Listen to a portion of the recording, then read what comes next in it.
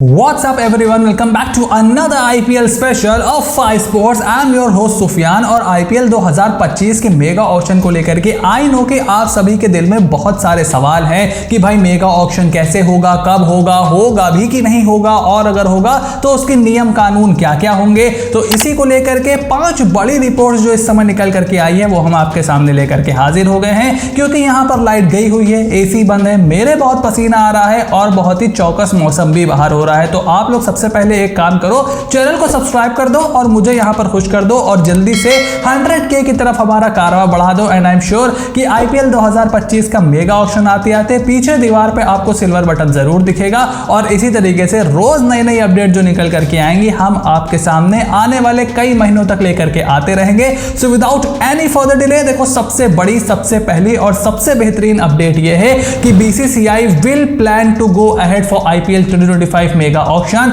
और इसमें अब कोई दो राय नहीं है कि BCCI ने मेगा ऑक्शन का पूरा मन बना लिया है, despite some displeasure from the IPL franchises. बहुत सारी IPL फ्रेंचाइजीज हैं, जैसे कोलकाता नाइट राइडर्स का नाम निकल करके आया, SRH ने तो पब्लिकली अपना डिसप्लेजर दिखा दिया। उसके अलावा Mumbai Indians, Chennai super Kings, इनको मेगा ऑक्शन को लेकर के थोड़ी आपत्ति थी। वहीं दूसरी तरफ Punjab Kings, Delhi Capitals, even Lucknow super giants, उनको मेगा ऑक्शन से कोई बहुत ज्यादा आपत्ति नहीं है। रॉयल चैलेंजर्स बैंगलोर का नाम भी आप उसमें जोड़ सकते हो।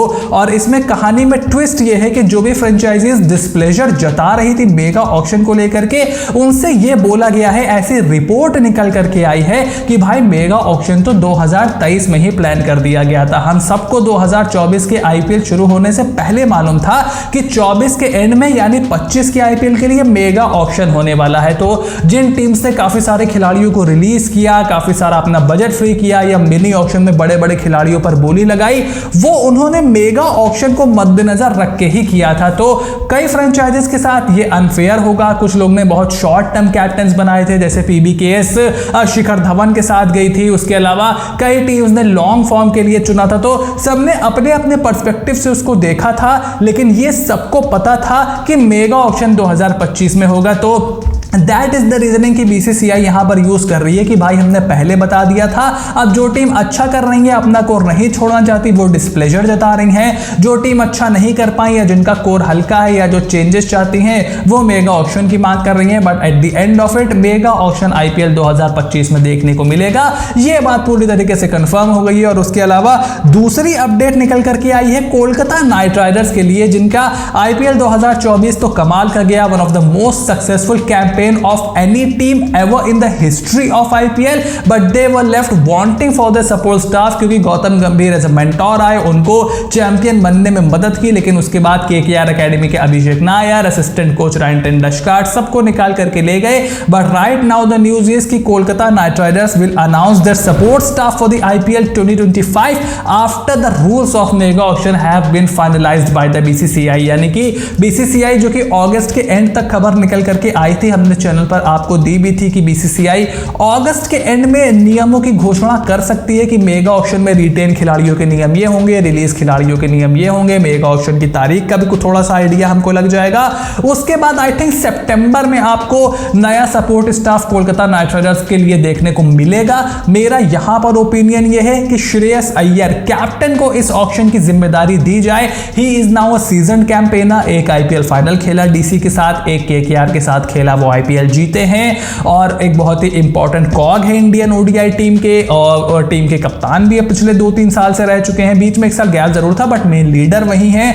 सो आई थिंक उनको यहां पर ज्यादा से ज्यादा जिम्मेदारी दी जानी चाहिए ऑक्शन की, कि भाई आप किस तरीके से टीम चलाना चाहते हो, आप किन खिलाड़ियों को लाना चाहते हो, आपके हिसाब से किन खिलाड़ियों पर कितनी रकम खर्चा की जाती है। इसके बारे में KKR के ऑक्शन की वीडियो जो बनाएंगे, रिटेन खिलाड़ियों की वीडियो जो बनाएंगे, उसमें डिटेल में बात करने की यहां पर कोशिश करेंगे। बट एट दिस मोमेंट अगले महीने तक हमें कोलकाता नाइट राइडर्स के सपोर्ट स्टाफ का इंतजार करना पड़ सकता है। और उसके बाद तीसरी अपडेट निकल करके आई है BCCI के मेगा ऑक्शन में ओवरसीज खिलाड़ियों की लिमिट को लेकर के। BCCI is still contemplating the overseas retention limit for the mega auction of 2025। जैसे कि आपको मैंने पिछली वीडियोस में बताया हुआ है कि SRH की ओनर काव्या अमरन, जिनके पास एक बहुत बड़ा जखीरा है ओवरसीज खिलाड़ियों का, उन्होंने ये बोला है कि आप 7 रिटेंशन दो सभी टीमों को, और वो कितने इंडियन प्लेयर रिटेन करेंगे, कितने ओवरसीज रिटेन करेंगे, कितने अनकैच करेंगे, कितने कैच करेंगे, इसमें बीसीसीआई की कोई दखलंदाजी नहीं होनी चाहिए। 2022 के मेगा ऑक्शन को याद करो,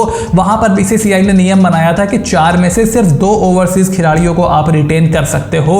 इस सीजन काव्या मरन ने सजेस्ट किया है कि भाई ये नियम आप हटा दो, बट ऐसा होने वाला नहीं है, क्योंकि मेगा ऑक्शन कराने के पीछे रीजन ये होता है कि उसमें बड़े बड़े ओवरसीज खिलाड़ी आते हैं, उससे ऑक्शन की हाइप ज्यादा होती है, हाइप ज्यादा होती है तभी हम उसको मेगा ऑक्शन बोलते हैं। और उसके बाद ऑक्शन अपने आप में एक इवेंट बनता है, बेहतरीन उसकी कवरेज होती है, टीआरपीज आती हैं, स्पॉन्सर्स ऑक्शन के अलग से मिलते हैं, तो उसको भी ध्यान में रखना होगा। ऐसे में अगर 6 खिलाड़ियों की लिमिट होती है तो क्या 3 ओवरसीज की लिमिट दी जाएगी? कुछ टीम्स 4 की मांग कर रही हैं, क्या उसको 2 पे ही रखा जाएगा? ये बीसीसीआई अभी कॉन्टेम्पलेट कर रही है, इसके लिए भी हमें अगस्त के एंड का इंतजार करना पड़ेगा। लेकिन एक बात तय है कि ओवरसीज खिलाड़ियों की कुछ लिमिट तो हमें यकीनन देखने को मिलेगी। और उसके बाद अगली अपडेट है, no rules yet for players pulling out of IPL season after getting pick in the auction. यानी कि जो काव्या मरन ने ही सजेस्ट किया था, कई टीम्स उस पर राजी थी कि भाई जो प्लेयर ऑक्शन में रजिस्टर करते हैं उनको हम प्लानिंग करते हैं, उनको खरीदते हैं, फिर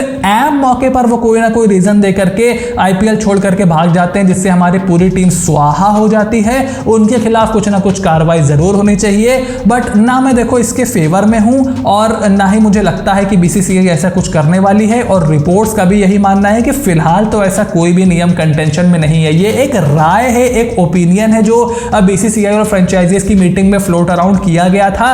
बट यार देखो, आप किसी को केज करके नहीं खिला सकते।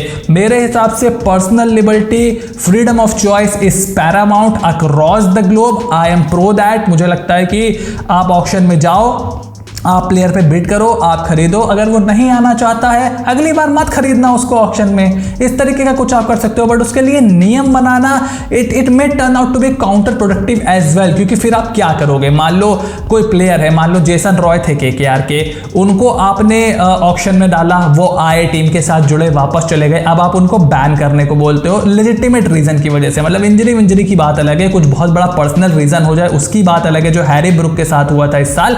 बट अपार्ट फ्रॉम दैट कि यार मेरे मेंटल फटीक है, ये है, वो है, मैं उसको नहीं कर सकता। First of all it will not send a very good message to the cricket community, and second of all जैसे कि मैंने बोला कि आप किसी को केज करके उसके मर्जी के बिना उसको नहीं खिला सकते हो। And third of all I think कि आप कैसे ये रूल बनाओगे कि कितना क्या बैन लगाओगे। आप 2 साल के लिए आप ऑक्शन में नहीं आ सकते। फिर कोई प्लेयर जैसे पैट कमिंस हो गया, जो 1 साल आता है 1 साल नहीं आता है, वो कहेगा ठीक है भाई मैं भी नहीं आऊंगा, ठीक है भाई हम भी नहीं आएंगे। तो मतलब बहुत ज्यादा मिसमैचिंग यहां पर हो जाएगी। कोई एक खिलाड़ी, कोई एक प्लेयर अगर आना बंद कर देगा, एक प्रेसिडेंट सेट होगा, फिर लोग अलग अलग बातें भी निकल करके आएंगे। सो आई रियली डोंट थिंक कि ऐसा कोई रूल बनना चाहिए। आप खुद अंदाजा लगा सकते हो कौन से देश के प्लेयर ज्यादा नौटंकी करते हैं, कौन से देश के प्लेयर आराम से आते हैं। वहां पर अपना मनी आप ज्यादा इन्वेस्ट कर सकते हो, स्मार्टली खेल सकते हो, but at the end of the day आप किसी को खेलने के लिए फोर्स नहीं कर सकते। और उसके बाद फाइनल अपडेट निकल करके आई है, no price cap to be placed in the mega auction of IPL 2025। यानी कि रिपोर्ट्स ने एक चीज और निकाल करके दी है कि जो बहुत सारे आपने न्यूज सुनी होगी कि प्लेयर जो 20 करोड़ 22 करोड़ 25 करोड़ पहुंच रहे हैं, तो एक प्राइस कैप होनी चाहिए। जो लोग नए आईपीएल देखना जिन्होंने शुरू किया है उनको मैं याद दिला दूं कि आई थिंक 2012 के आसपास की बात होगी, 11-12 की बात होगी if I am not wrong, की एक साइलेंट बिड होती थी, प्राइस कैप थी। आप एक जगह पे पहुंच गए, अब उसके आगे मान लो 25 करोड़ प्राइस लिमिट है, स्टार्क 25 करोड़ पहुंच गया, ठीक है। अब 25 करोड़ के बाद कोई बोली नहीं लगा सकता। अब क्या होगा, अब साइलेंट बिडिंग होगी। जिनको स्टार्क चाहिए वो अपना साइलेंट नंबर बताएंगे, ऑक्शन नहीं होगा। इस तरीके का नियम निकल करके आया था, क्योंकि अगर 25-25 पे 2 टीमें फंस गई तो फिर स्टार्क आप किसको दोगे, फिर साइलेंट बिडिंग होती थी। So it was all messy, it was not a good decision. और इससे ट्रांसपेरेंसी भी खत्म हो जाती है। तो प्राइस कैप तो लॉजिकल, जब तक ऑक्शन है तब तक प्राइस कैप तो लगाया नहीं जा सकता।